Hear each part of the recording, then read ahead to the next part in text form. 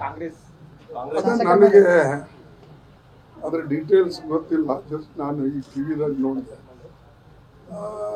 Naturally ಇಡಿದವ್ರು ಮಾಡಿದಾರಂದ್ರೆ ಅವರಿಗೆ Congress party ಮೇಲೆ ಮೊದಲಿಂದ ಸಿಟ್ಟಿದೆ ಮತ್ತು ಕಾಂಗ್ರೆಸ್ ಪಾರ್ಟಿಗೆ MLA-ಗಳಿಗೆ ಟಾರ್ಗೆಟ್ ಮಾಡಿ ಮಾಡ್ತಾರಂದ್ರೆ ಅದರ ವಿಶೇಷವಾದಂಥ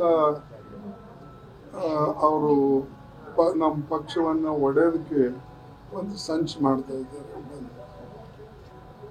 ಎಲೆಕ್ಷನ್ದಲ್ಲಿ ಆದಂಥ ಘಟನೆ ಈಗ ತೆಗೆದು ಅದನ್ನ ಹರಾಸ್ಮೆಂಟ್ ಮಾಡ್ತಕ್ಕಂಥದ್ದು ಮಾಡಿದರೆ ಇದು ಸರಿಯಲ್ಲ.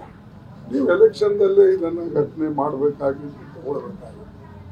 ಆದರೆ ಒಂದು ವರ್ಷದ ನಂತರ, 1.5 ವರ್ಷದ ನಂತರ ಇವೆಲ್ಲ ತೆಗಿತಕ್ಕಂಥದ್ದು ಅಂದರೆ ಇಲ್ಲಿರ್ತಕ್ಕಂಥ MLA-ಗಳಿಗೆ ಅಥವಾ ಇಲ್ಲಿರ್ತಕ್ಕಂಥ ಪಾರ್ಟಿ ಒಂದು ಶಾಸಕರಿಗೆ ಡಿವೈಡ್ ಮಾಡಬೇಕು ಅಂತಕ್ಕಂಥ ಅವ್ರ ಪ್ರಯತ್ನ ನಡೆದಿದೆ. ಅದಕ್ಕೆ ನೋಡೋಣ ಈಗ ಯಾವ ರೀತಿಯಾಗಿ ಅದನ್ನು ಇಡಿದವರು ತಿರುವು ಕೊಡ್ತಾರೋ ಅಥವಾ ಯಾವ ರೀತಿಯಾಗಿ ಅವರು ಇದು ಕೇಸ್ ಮಾಡ್ತಾರೋ ಅದ್ರ ಮೇಲೆ ಡಿಪೆಂಡ್. ಅದನ್ನು ನಾನು ಕೂಡ ಅವ್ರಿಗೆ ಫೋನ್ ಮಾಡಿ ತಿಳ್ಕೊಂಡು ಅಥವಾ ಚೀಫ್ ಮಿನಿಸ್ಟರ್ ಫೋನ್ ಮಾಡಿ ತಿಳ್ಕೊಂಡು ಇದನ್ನು ನೋಡೋಣ ಮುಂದೆ.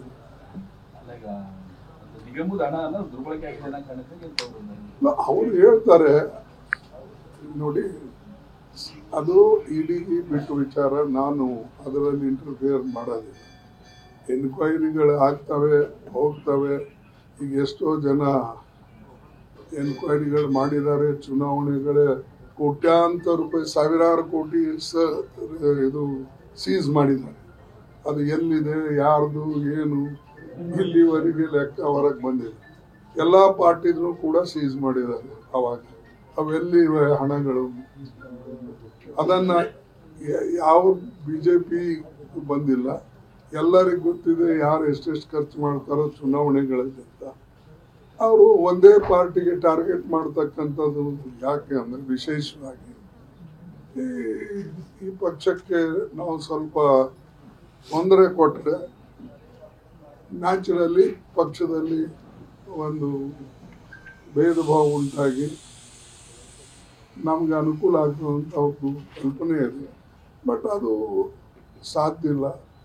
ನಮ್ಮೆಲ್ಲ MLA-ಗಳು ಅವರೆಷ್ಟೇ ಹರಾಸ್ಮೆಂಟ್ ಮಾಡಿದ್ರು ಏನೇ ಮಾಡಿದ್ರು ಒಕ್ಕಟ್ಟಾಗಿದ್ದಾರೆ. ಮತ್ತು ಕರ್ನಾಟಕದಾಗ ಇವೇನು ಹೊಸದಿಲ್ಲ. ಹಿಂದೆ ನಮ್ಮ ಪಾರ್ಟಿದವರಿಗೆ ಒಬ್ಬರಿಗೆ ಆ ಒಂದು ನಿಗಮದಲ್ಲಿ ಅವರಿಗೆ ಇದು ಮಾಡಿ ಜೈಲಿನಲ್ಲಿ ಹಾಕಿದ್ರು. ಹಿಂದೆ ಯಡಿಯೂರಪ್ಪಗೂ ಹಾಕಿದ್ರು. ಹೀಗೆ ಅನೇಕ ಜನರಿಗೆ ಅನೇಕ ಸಲ ಮಾಡ್ತಾರೆ. ಬಟ್ ಇದು ಪೂರ್ಣ ಎನ್ಕ್ವೈರಿ ಆಗೋವರೆಗೆ ನಾನು ಇದ್ರ ಬಗ್ಗೆ ಹೆಚ್ಚಿನ ಮಾಹಿತಿ ಕೊಡೋಕ್ಕೆ ನನ್ನ ಹತ್ರ ಇಲ್ಲ.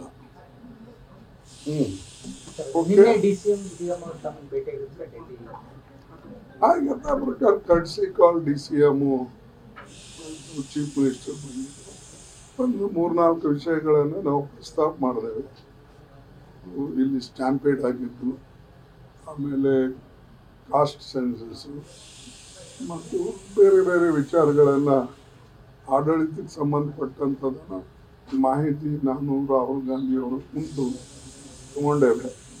ಸೊ ನ್ಯಾಚುರಲಿ ಅದು ನಮ್ಮ ಇಂಟರ್ನಲ್ ಪಾರ್ಟಿ ಕನ್ಸಂಪ್ಷನ್ಗೋಸ್ಕರ ಆ ಮಾಹಿತಿಯನ್ನು ಪಡೆದು ಕೆಲವು ಸೂಕ್ಷ್ಮವಾಗಿ ಅವ್ರಿಗೆ ತಿಳಿಸಿದ್ದೇವೆ. ಇಂಥವು ಕೆಲವು ಘಟನೆಗಳನ್ನು ನಡಿಬಾರ್ದಿತ್ತು. ಪಾಪ ಕುಟುಂಬಗಳಿಗೆ ನಾವು ಅವ್ರ ಬೆನ್ನಿಗೆ ನಾವು ನಿಲ್ಲಬೇಕು, ಸಹಾಯ ಮಾಡಬೇಕು ಅಂತಕ್ಕಂಥ ಮಾತು ರಾಹುಲ್ ಗಾಂಧಿ ಹೇಳಿದ್ರು, ನಾವು ಕೂಡ ಹೇಳಿದ್ವಿ. ಸೊ ಅದು ನಡೀತದೆ. ಈಗ ಸದ್ಯಕ್ಕೇನಿಲ್ಲ. ಅದು ಮುಂದೆ ಬರ್ತಕ್ಕಂಥ ದಿನಗಳಲ್ಲಿ ನೋಡಬೇಕು. ಈಗಂತೂ ಇಲ್ಲ. ಬಿಜೆಪಿ CM DCM ಅವರು ರಾಜೀನಾಮೆ ಕೇಳಿದ್ದಾರೆ ಕ್ಯಾಂಪಸ್ ವಿಚಾರದಲ್ಲಿ. ಈಗ ಕುಂಭಮೇಳದಲ್ಲಿ ಇದು ಕೊಟ್ರು. ನಾನು ಅದಕ್ಕೆ ಹೇಳೋದಿಲ್ಲ, ಹೆಸರಿನಲ್ಲಿ ಕಲ್ಲು ಹಾಕಿ ಮೈ ಮೇಲೆ ಸೇರಿಸ್ಕೊಳ್ಳೋದು. ಅಲ್ಲಂತೂ ಲಕ್ಷಾಂತರ ಜನ ಹೋದ್ರು, ಲೆಕ್ಕನೇ ಇಲ್ಲ ಅಲ್ಲಿ. ನನಗೆ ಬೈದ್ರು ಅವಾಗ ಏನು ಅಂತ. ಆಮೇಲೆ ಒಂದು ಹಣಗಳು ಕೇಳುವಾಗ ಈಗಲ್ಲ, ಕೋವಿಡ್ ಟೈಮು ಹಂಗೆ, ಈಗೂ ಹಂಗೆ. ಈಗ ಅವ್ರು ಕೊಟ್ರ ಕಾಸಿನ ಯೋಗಿ. ಯಾವುದೇ ಒಂದು ಕೆಲಸ ಇಂಟೆನ್ಷನಲಿ ಮಾಡಿದ್ರೆ, ಪರ್ಪಸ್ ಆಗಿ ಮಾಡಿದ್ರೆ ನ್ಯಾಚುರಲಿ ನೀವಿದೆ. ಯಾವುದೋ ಒಂದು ಆಕಸ್ಮಿಕವಾಗಿ ಈ ಘಟನೆ ನಡೆದಿದೆ, ಇದು ತಪ್ಪು. ನಮ್ಮವರು ಕ್ಷಮೆನೂ ಕೇಳಿದ್ದಾರೆ, ಯಾರು ಆ ಘಟನೆನ ಅದರಲ್ಲಿ ಭಾಗಿಯಾಗಿದೆ. ಅದಕ್ಕೀಗ ನಮಗೂ ಕೂಡ ದುಃಖ ಅನಿಸ್ತದೆ, ಹಿಂಗಾಗಬಾರ್ದಿತ್ತು. ಚಿಕ್ಕ ಮಕ್ಕಳು ಅವರು ತಾಯಿ ತಂದೆ ರೋದನೆ ಕೇಳಿದಾಗ ಇದು ಯಾಕೆ ಹೀಗೆ ಮಾಡಿದ್ರು, ಇದು ಏನು ದೊಡ್ಡ ನ್ಯಾಷನಲ್ ಈವೆಂಟ್ ಇರಲಿಲ್ಲ, ಆದರೆ ಇದು ಮಾಡಿದ್ದಾರೆ. ಅದನ್ನು ಇನ್ನು ಮುಂದೆ ಇಂಥ ಘಟನೆಗಳು ಆಗಲಾರ್ದಂಗೆ ನಾವು ನೋಡ್ಬೋದು. मोदी को 11 साल हुआ था। देखो 11 साल हो गए, 33 गलतियां की। हाँ?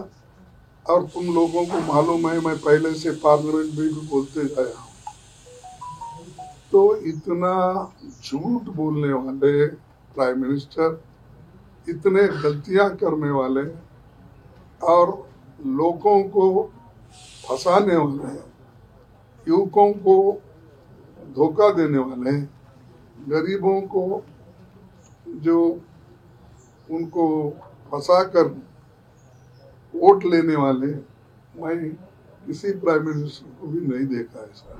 मैं भी ये 55 साल से सत्ता में हूँ और 65 साल से मैं पॉलिटिक्स कर रहा हूँ, ऐसा कोई भी नहीं। हर चीज वो झूठ बोले, एक भी इम्प्लीमेंट नहीं हुआ। अगर वो पूछने गए तो उसके लिए कोई जवाब उनके पास है ही नहीं। अब मैं आपको याद दिलाना नहीं चाहता बार बार, नोटबंदी का हो, चाहे वो अपना एम्प्लॉयमेंट का हो, चाहे वो MSP का हो, कितने ऐसे हैं। तो उन्होंने कभी ये बात नहीं कही कि मैं लोगों को ऐसा झूठ बोला हूँ, मेरे से गलती हो गई, माफी नहीं मांगा। सिर्फ एक के ऊपर एक कुछ बोलते ही जाते हैं। और मेरे 11 साल पूरा हो गए। अब मेरे पास ये है कि जम्मू कश्मीर में 1 मिनट ನ್ಯೂಸ್ ಫಸ್ಟ್ ನಿರ್ಭೀತಿಯಿಂದ ನಿಮ್ಮ ಪರವಾಗಿ.